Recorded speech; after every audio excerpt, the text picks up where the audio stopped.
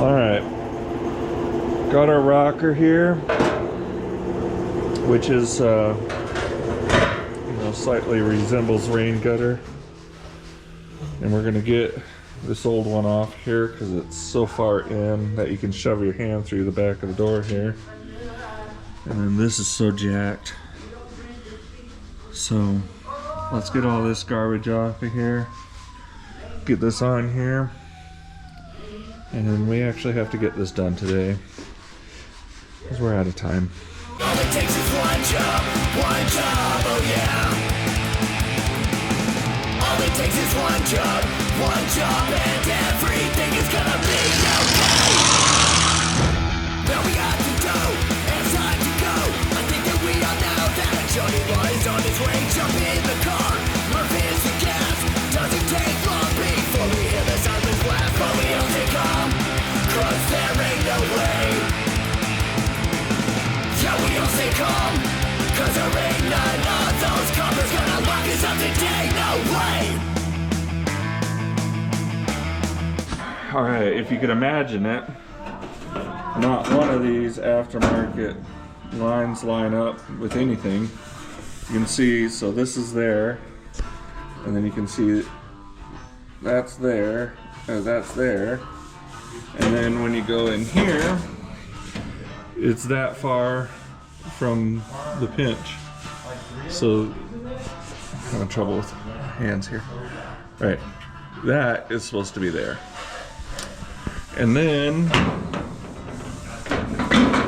if you line up the bottom line with the rocker, this is too high up.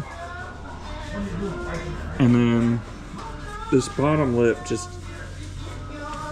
it actually does make it to the lower pinch weld, but it's just not like the original isn't flat like this. The original has these whoopties, and so I'm gonna go to here, spot weld it into here, and then seam seal that back edge just so it looks like it wasn't done.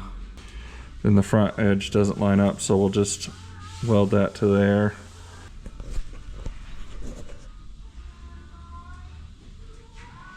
Aftermarket, we need to talk. So we had a little bit of adjustment issue with the hinge. We opened that up a little bit more to give it a little more room. I've chopped almost everything off of the rocker except for this bend and this bend. The bottom I'll probably just weld in solid. This bend isn't tight enough. It's actually sitting off of the rocker a bit, quite a bit. It would be better if it was almost a little too tight, because then you can have that kind of spring pressure on it. That kind of makes it, if it was tighter, this corner would line up a little bit better. I have it tech screwed on from the bottom where it kind of overlaps on that bottom there. I was just going to spot weld it, but I'll probably just weld it in solid so it's just like it was. And I need to fit the door and fender and make sure we're going to be okay with this position here. Alright, there we are. It's looking right. The only thing is our fender, like, it needs to come down a little bit to line up with that. But this is way off, and that has nothing to do with the rocker. It's just going to have to be addressed later. You know, this whole bottom part's going to have to be moved around, possibly replaced or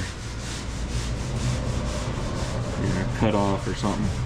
Anyways, our rocker's looking good, and so I'll get some of the stuff trimmed up here and start getting it on there.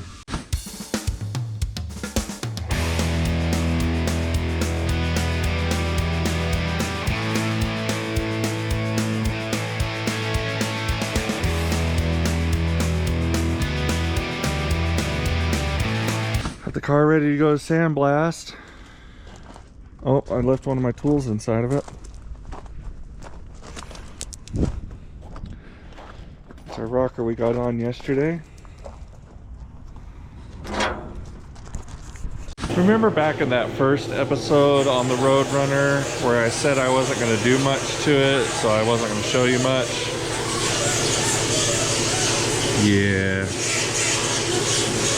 One thing led to another. Here we are. Got Gustavo working in here on the engine bay. We sanded the bottom of it. After you do the sandblasting, you still have to sand it. It leaves a film on it, kind of has a film, like a dirtiness to it that you need to sand off.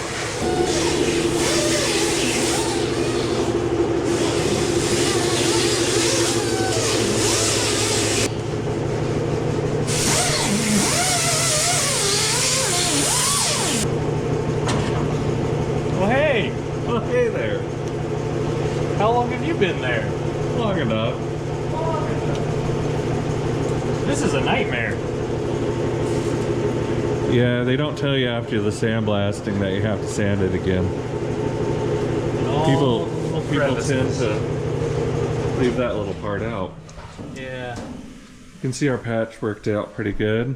Now Jared's getting in there sanding every one of those little lines. Yeah. And then we're gonna have to put a little filler on some of this crustiness to smooth it out. The trunk floor is one of those things you do kind of have to finish out. But you know, it's clean. Gotta give it that. The whole car turned out actually really clean. There's stuff. Lots of little holes. We had to come back in, weld up all these little holes. Should have been a race car. Should have been a race car. But there's all these little rust holes that were here and there. We just had to go back and just weld up every little one. And then Nice this back window. Lower it is. that's usually rusted out. Yeah. On so many of these, it's just this whole section is trashed. And it's solid. Yeah, there's a couple of spots that I've come back in. It was starting to rust, so I've welded them there. And then I had to make these corners, which was kind of a job. But it turned out well. But the back deck is just in excellent shape. I think it's interesting. What is this, like a 4x6 and then a 6x9? Yeah. And they do the 4x6 this way, the 6x9 this way. That's to get your 8-track super sound out of it while you're racing people's stoplight to stoplight and going down to the car hop and Listening full stereo. American Graffiti, dog. I bet you if you got like some newer style speakers and amplified them, that would be like plenty. That would be the shit.